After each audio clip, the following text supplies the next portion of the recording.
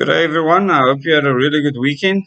And now, before we go into our next meeting, I just wanted to put out this video that I said I would do on the weekend. And then there was very important news that basically overran that idea.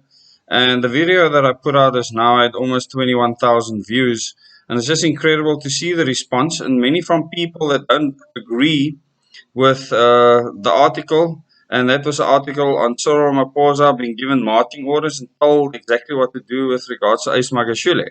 But this is not what we're going to talk about now. I said that I would put out a video on the fact that in future that you will not be able to just light a fire and have a braai. Even a fire in your normal fireplace in the home, open fireplace, and there's many places in the world where there are already rules and regulations with regards to this.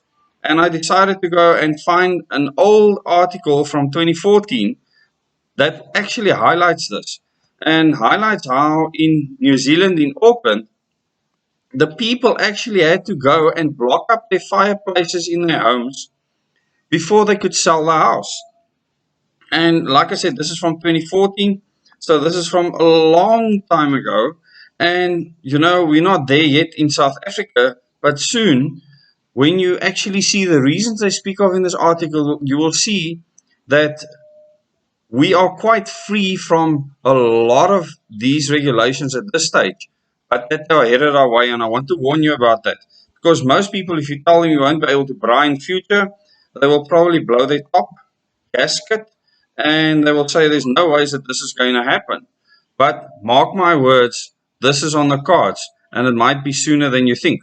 And in this article, I'll put the link in the description below this video. It says proposed bylaw will affect how you sell your house. So literally affect the sale of your house. And I'm not going to go through the whole article, but I want you to get the gist of what happened in New Zealand.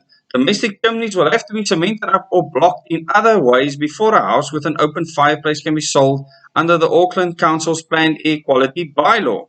So this is about air quality. So they were saying that open fireplaces, it's causing a whole lot of disease, etc. And because of this, the air pollution that it causes, it needs to be stopped.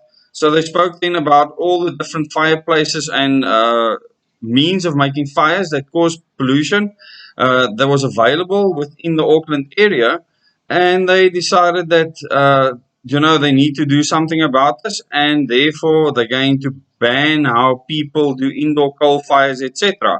And they say indoor coal fires will be banned from the same date a year earlier than first planned. From October 2018, the use of indoor open fires and pre-2005 burners will be banned. This is a 2-year reprieve for users of open fires. So those are already in place now. So I'm showing you the progression, how they go from closing up chimneys to completely banning open fires inside your home.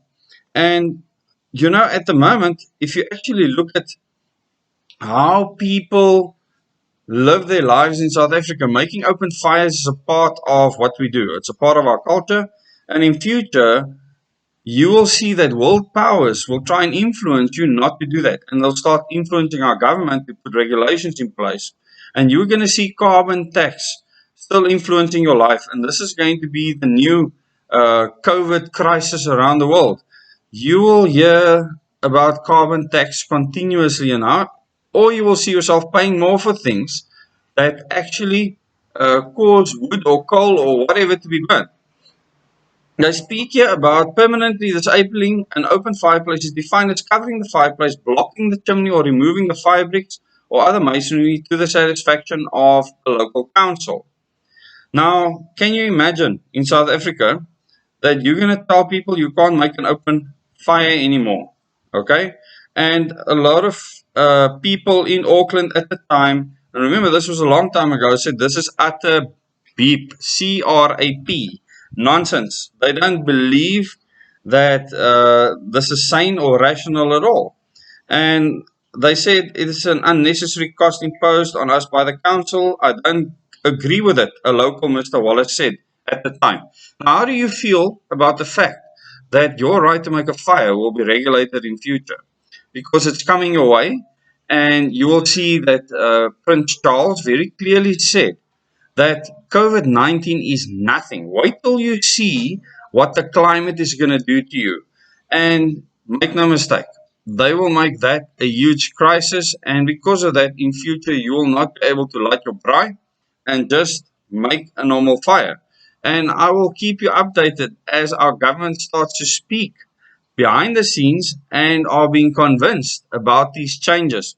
And they must be thinking, yo, how are we going to convince the people of South Africa not to light a braai or make an open fire or put something in an open fireplace or even anything through a chimney stack? Many of the homes have fireplaces, open fireplaces with chimneys in South Africa. That's actually one of the things that makes it possible for you to sell your house for a higher price. And now, as in New Zealand, in future, you might be asked to close up that chimney stack just so that you can sell your house.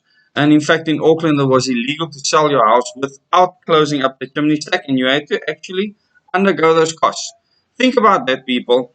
And I will cover this in more detail in future. And you'll see today I wear my hashtag direct elections t-shirt that says that we will change the way that we choose our leaders so that we can have people that make decisions for us the people, for how we want to live our lives, and then we can live with the consequences of those decisions. What we don't want is overseas organizations dictating to the people of South Africa how they want to live their lives, because we are supposed to be living in a sovereign republic. But clearly, this is not the case. And in future, you will see that what I speak of now, and please go read the full article, will still come to your doorstep. A lot of you might say this is impossible. Watch the space. Thank you very much for those of you that have watched this video. Please subscribe if you have not and click the bell icon to receive notifications for future videos. And thank you to all the people that have contributed towards the tour fund. And we'll be moving on to Durban very soon. We have a meeting tonight, another meeting tomorrow, and then we'll be moving on to Durban. And then we'll move on to Howick, and then to Vryheid, and then on to Gauteng. So I look forward to those meetings, and thank you to everyone that's made it possible. Till the next video.